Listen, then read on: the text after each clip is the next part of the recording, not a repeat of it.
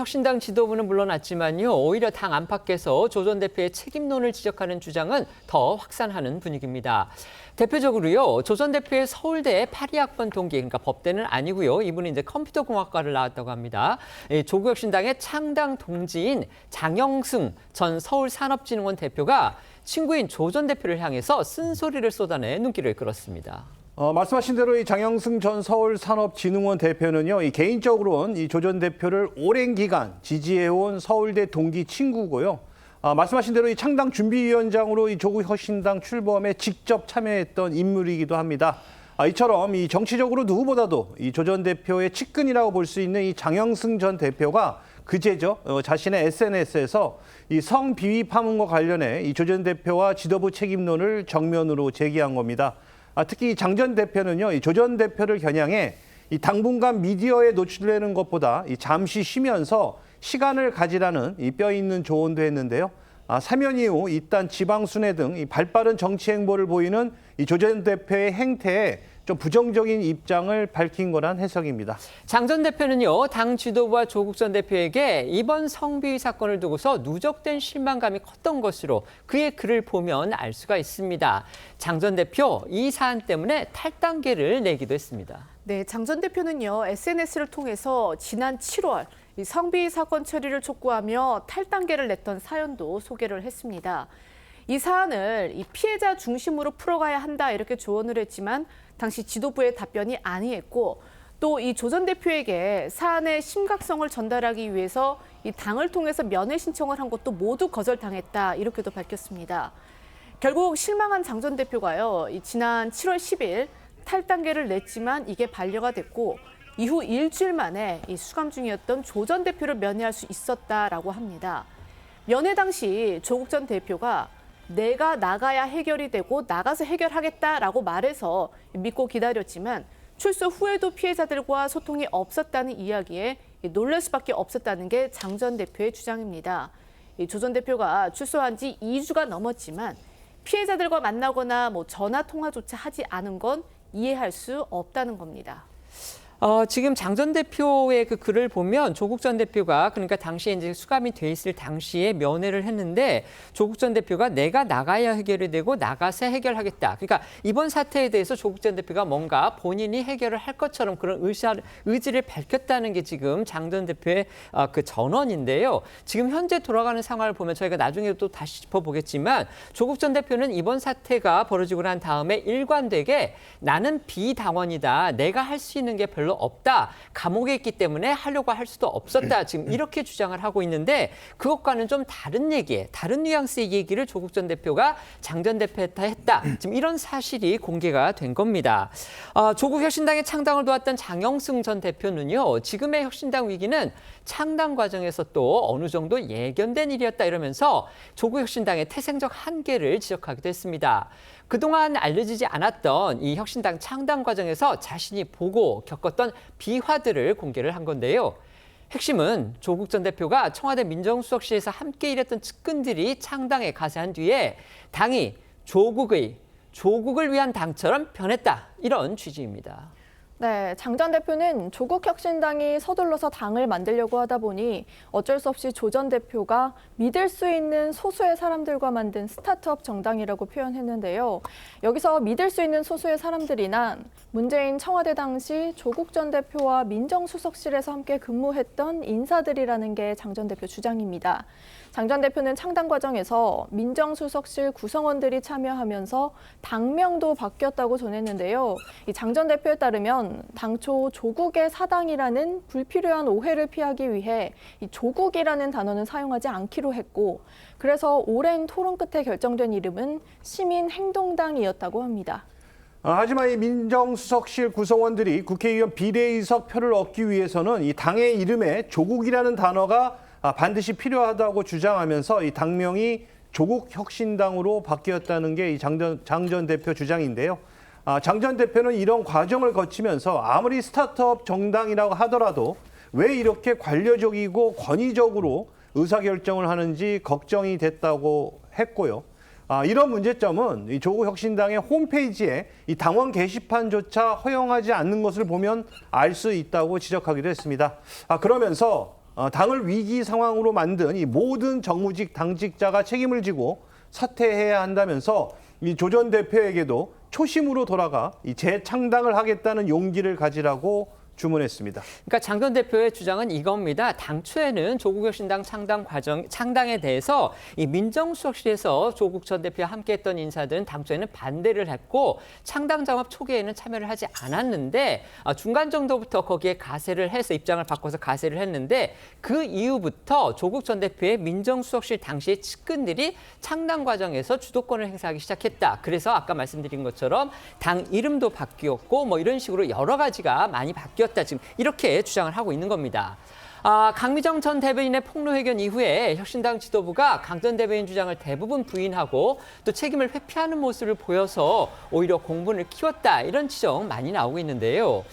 대표적인 게 성희롱은 법적으로 범죄가 아니다 이렇게 말해서 2차 가해 논란에 휩싸인 이규원 전 사무부총장의 사례입니다.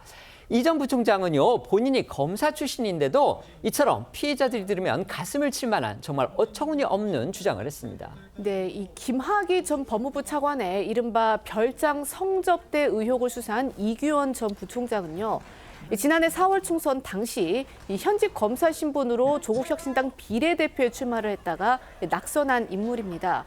그런 이 전 부총장이 지난 금요일 한 유튜브 방송에 출연해서 성희롱은 범죄가 아니고 품위 유지 의무 위반은 될 것이다 이렇게 발언을 해서 2차 가해 논란이 일었습니다. 먼저 문제의 발언부터 들어보시겠습니다. 뭐 여러 막 무슨 뭐 언어 성희롱 같은 경우도 참 뭐 소개해드릴 만한 게 아니라 뭐 이렇게 범죄 사실을 할지라도 이렇게 얘기할 만한 게 아니라 이제 성희롱은 범죄는 아니고 네. 어쨌든 뭐 품위 유지 의무 위반은 되겠죠. 네. 성희롱이라고 통상 뭐 포섭이 될 텐데 네. 언어 폭력은 뭐 범죄는 아니고요. 그리고 관련 사건이 지금 경찰의 수사가 진행되고 있습니다. 네. 결론이 안 그걸 나온 이제 구체적으로 상태인데 말씀드리. 이 전 부총장은 당시 방송에서 가해자가 조국 전 대표의 최측근이라는 이유로 약한 처분을 받았다 이런 지적에 대해서도 당에선 이 가해자로 지목된 분에 대해 별도 수사가 진행되고 있었음에도 제명 처분을 했고 이 제명 처분이라는 건 민간으로 치면 이 사형이나 마찬가지다 이렇게 말을 해서 이 또한 논란을 빚기도 했습니다. 이런 발언들이 논란이 되자 조국혁신당은 이규원 전 사무부총장을 이 당 윤리위에 제소했습니다. 이 전 부총장은 그제서야 이제 그 SNS를 통해서 이 상처받으신 분들께 죄송하다, 윤리위 조사에 성실하게 임하겠다라는 입장을 냈고요. 어제 이 사무부총장 측에서도 사퇴 의사를 밝혔습니다. 그런데 이런 2차 가해 발언을 한 이규원 전 사무부총장 알고 보니까요. 이 강미정 전 대변인이 성추행을 당했다고 주장하는 지난해 말에 이 노래방 회식에도 참석했던 것으로 확인이 되면서 논란을 더욱 키웠습니다. 네, 강미정 전 대변인은 지난해 12월 12일 조국 전 대표가 대법원에서 2년 실형 확정 판결을 받은 날 당 관계자들과 노래방에 갔다 성추행을 당했다며 당의 가해자들의 조치를 요구했지만 사실상 묵살당했다고 주장하고 있습니다. 더 팩트 보도에 따르면요. 당시 문제 회식 자리에 이규원 전 사무부총장 등 당 핵심 관계자들도 여러 명 동석했던 걸로 전해졌습니다. 이 노래방에 함께 있었던 인원 전원은 지난 6월부터 8월 초 사이 경찰로부터 참고인 조사도 받은 걸로 알려졌는데요. 하지만 이 전 부총장은 2차 가해성 발언을 한 유튜브 방송에서 이런 사실을 밝히지 않아 뒷말을 낳았습니다. 사회자가 조국 전 대표가 유죄 확정 판결을 받은 날 노래방에 간 것이 적절했냐고 질문했지만 이 전 부총장은 안타까운 상황이었고 분위기가 다운돼 있으니 저녁 자리가 있었던 걸로 알고 있다고만 답했습니다. 정말 정치적으로 최대 위기에 몰린 그런 상황이라고 볼 수 있겠죠. 조국 전 대표 SNS에 사과글을 올린 데 이어서 지난 주말에 이제 유튜브 방송에 출연했는데요. 여기에서도 이번 사태에 대해서 직접 사과를 했습니다. 하지만 이번에도 이 사건 발생 당시에 자신은 비당원이었기 때문에 당무에 간섭할 수가 없었다. 이런 입장 다시 한번 밝혔습니다. 그렇습니다. 이 조국 전 대표는 그제 이 경향TV 유튜브에 출연해서 이 조국혁신당의 창당 주역이자 또 전 대표로서 죄송하다는 말씀을 드린다며 고개를 숙였습니다. 조 전 대표는 탈당을 선언한 이 강미정 전 대변인의 회견을 본 후 정말 가슴이 아팠다면서도 이 자신이 사건 발생 당시 옥중에 있었고 또 그로 인해 당무에 대해 이래라 저래라 할 수 없는 처지였다고 강조했습니다. 자, 그러면서 이 석방된 뒤에도 일정이 많아 바로 만날 기회가 없었고 이 소통이 부족했던 점에 대해 아쉬움이 남는다면서 이 잡힌 일정을 마치고라도 만나겠다며 이 대리인과 소통했지만 끝내 성사되지 못해 안타깝다고 했습니다. 관련해서 조 전 대표 발언 들어보시죠.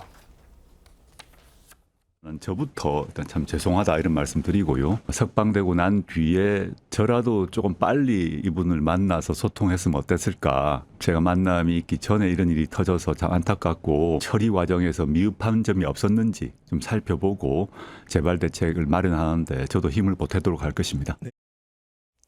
하지만 앞서도 잠깐 소개해드렸죠. 이 강 전 대변인을 비롯해서 성비 피해자들을 데려왔던 혁신당의 강미숙 여성의 고문은요. 사면 이후에 조 전 대표가 보인 모습에 재차 서운함을 드러냈습니다. 조 전 대표가 이제 수감이 됐을 때 10장이 넘는 손편지를 보냈는데 아무 답장도 받지 못했다. 이렇게 또 주장했습니다. 네, 강미숙 고문은요, 오늘 한 라디오 방송에 나와서 조국 전 대표에게 10장이 넘는 손편지를 보냈지만 답을 받지 못했다며 이 사면 이후에도 조치가 없어서 서운했다. 이렇게 밝혔습니다. 본인이 이제 그 사면 이후인 지난 8월 21일 직접 조 전 대표에게 문자까지 보냈지만 돌아온 답은 안타깝게 생각한다. 지금 뭔가 할 수 있는 위치가 아니니까 전 대표로서 이 지방 일정을 마치고 나면 강 전 대변인을 만나서 위로의 말을 전하겠다 이 이야기뿐이었다라는 겁니다. 강 고문은요, 이 자신은 위로해달라고 10장의 손편지를 쓴 게 아니라면서 핵심은 강 전 대변인의 업무 복귀에 관한 조치였는데 아무도 그걸 묻지 않았다라고 했습니다. 강 고문의 목소리 들어보시겠습니다. 서운하죠. 왜냐하면 제가 정말 10페이지가 넘는 손편지를 보냈는데 곡진하게 써서 보냈는데 제 어떤 진정성이나 이런 게 좀 전달이 안 됐나 보다 이런 생각을 했어요. 제가 편지에 쓴 내용이 위로해달라고 한 건 아니었으니까 이건 업무 복귀를 위한 것이었습니다 라고 말씀드렸는데 어쨌든 만남은 성사가 안 됐고 아무도 그걸 묻지 않더라고요. 앞서도 말씀드렸지만요. 장영승 전 대표, 이 혁신당의 창당 멤버인데 장영승 전 대표는 자신이 올린 글에서 면회를 가서 조국 전 대표를 만났다. 근데 당시에 조국 전 대표가 이번 사태에 대해서 내가 나가야 해결이 되고 나가서 해결하겠다. 그러니 본인이 뭔가 그 매듭을 풀 것처럼 얘기를 했다고 지금 이렇게 장영승 전 대표는 얘기를 했는데 지금 강 고문의 얘기에 따르면은 강미숙 고문의 얘기에 따르면은 8월 21일 그러니까 사면이 되고 나서 자유의 몸이 된 다음에 조국 전 대표한테 문자를 보냈는데 조국 전 대표는 안타깝게 생각한다. 지금 내가 뭔가 할 수 있는 위치가 아니기 때문에 전 대표로서 지방 일정을 마치고 나면 만나서 위로하겠다. 지금 이렇게 얘기를 했다는 겁니다.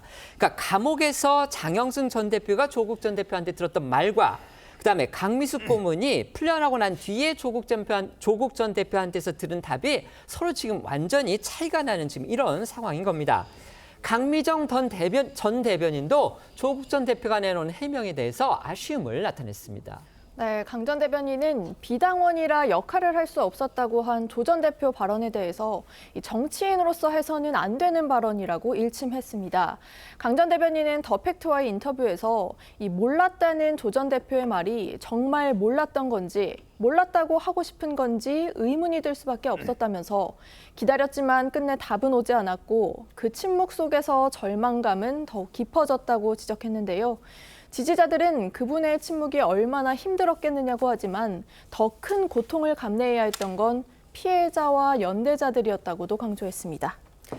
조국 혁신당의 창당 멤버고요. 그다음에 조국 전 대표의 대학 동기고 친구로 알려진 장영승 전 대표가 이번 사태와 관련해서 그러니까 조국 혁신당 내부의 성비위 문제 그리고 지도부의 미온적인 처리 이런 부분과 관련해서 작심 발언을 쏟아냈습니다. 장 전 대표의 글 중에서 관심을 끄는 부분은 바로 이겁니다. 문재인 정부에서 조국 전 대표가 수석으로 일했던 이 민정수석실의 인사들이 창당 과정에 합류하면서 지금 조국혁신당의 시스템이나 이런 것이 엉망이 됐다는 식으로 얘기를 했습니다. 근데 저희가 지난 방송에서도 말씀을 드렸지만요. 이번 그 성비위 사태의 가해자 중에 한 사람이 바로 조국 전 대표가 민정수석실에서 일을 할 때 함께 일했던 그런 사람이었기 때문에 그래서 조 전 대표가 온정적으로 나갈 수밖에 없는 거 아니냐. 이번 사태에 대해서 이렇게 미온적으로 반응하고 있는 거 아니냐. 지금 이런 뒷말까지 나오는 상황인데 지금 장영승 전 대표가 지금 같은 맥락의 그런 주장을 내놓은 겁니다. 어떻게 생각하십니까? 사건 자체도 정말 황당하고 믿기 어려운 일이지만 이걸 또 해결하는 과정도 보면 정말 미숙하고 황당하기 짝이 없습니다. 특히 조국 전 대표가 본인의 이 페이스북에 이 대문 사진을 바꿨더라고요. 뭔가 듣고 있는 듯한 이 귀를 이렇게 다 바꿨던데 저는 그걸 보면서 역시 이분은 행동보다는 어떤 이미지가 중요하구나라는 느낌을 지울 수가 없습니다. 자, 지금 중요한 것은 당 지도부가 전부 다 사퇴를 했는데 그렇다면 이 문제를 뭔가 해결하기 위한 노력들을 해야 될 텐데 근데 페이스북 본인 프로필 사진에 저렇게 귀를 듣는 모습만 하면 문제가 다 해결되나요? 그러니까 어려울 때는 전부 다 비당원이라고 그러면서 뒤에 물러나 있다가 뭔가 빛이 나는 데는 또 본인이 직접 나서서 한다든지 그러니까 이런 이중적인 모습이 여전히 지금 해결되지 않고 있다. 지금 장부승 대표가 하는 이야기도 바로 그런 거 아니겠습니까? 본인이 이런 어려운 문제 이 당의 창업 대주주지 않습니까? 그렇다면 본인이 어떤 형식이든지 당원이든 아니든 간에 이런 정말 억울한 피해자들이 있는 상황에서 이거를 해결하기 위해서 제일 먼저 했어야 되는데 뭐 했습니까? 나오자마자 전국을 돌아다니며 자신의 대권 행보를 했습니다. 그렇다면 그런 행동들이 그럼 정말 이 피해자들의 이야기를 조금이라 들을 여유도 없었는 것인지 황당하게 짝이 없습니다. 결국 그렇다면 저는 이 문제에 대한 해결은 조국 전 대표의 앞으로 행보에 저는 달려있다는 생각이 듭니다. 네. 이 성비 사건이라는 게 원래 당사자 간의 내밀한 문제이기 때문에 이 문제는 수사기관에서 수사 결과를 내놓으면 그걸 보고 평가를 하면 될 겁니다. 다만 지금까지 결과만 두고 평가를 한다면 조국 전 대표가 출소 후에 SNS하고 전국 돌 시간에 저는 피해자부터 만나서 위로하고 사과하고 재발 방지했었어야 된다고 생각합니다. 근데 그 이후에 문제가 불거진 후에도 사과가 없습니다. 비당원이기 때문에 역할을 할 수 없었다? 그 말 대한민국에서 누가 믿겠습니까? 그래서 저는 조국 전 대표가 지금이라도 SNS 끊고 피해자 만나서 사과하고 실망한 국민들한테 사죄의 목소리를 내야 된다 이런 말씀 드립니다. 네, 지금 이 자리에 조국혁신당의 인사께서 지금 패널로 나오시지 않았기 때문에 제가 이제 조국 전 대표의 입장을 다시 한번 말씀을 드리면 지금 아까 저희 기자도 소개해드렸던 것처럼 지금 연달아서 공개적인 사과의 입장을 내놓고 있기는 합니다. 그리고 이제 당무에 관여하는 문제와 관련해서는 감옥에 있을 때는 어쨌든 비당원이었기 때문에 자기가 얘기를 하는 것이 부적절했다, 관여하는 게 부적절했다 이런 입장이고요. 그다음에 출소하고 나서 그러면 기회가 있지 않았느냐 이런 부분과 관련해서는 그때까지도 당직도 맡지 않았던 그런 상태였기 때문에 자신이 그런 일에 대해서 뭔가 왈가왈부 얘기를 할 경우에 결국 조국혁신당이 조국의 개인 사당이다 이런 비판을 받을 수가 있기 때문에 좀 자제했다 이런 취지로 지금 조국혁신당은 얘기를 하고 있다는 거 말씀을 드리겠습니다.